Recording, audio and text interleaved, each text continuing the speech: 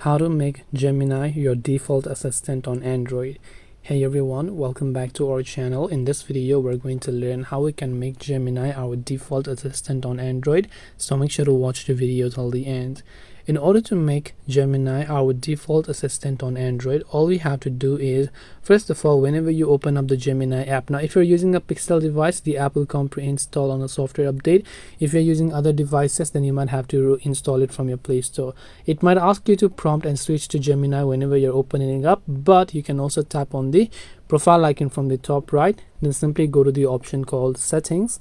Then from Settings, you can scroll down here at the bottom and select Digital Assistants from Google, and then just select it. Then once you've done that, you can simply select Gemini over here instead of using Google Assistant, and once done, Gemini will be set as a Google Assistant. And next time,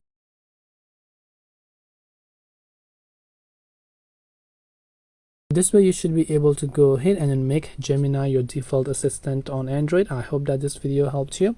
If you have got any questions, then feel free to leave them down. Thank you for watching and see you soon in the next video.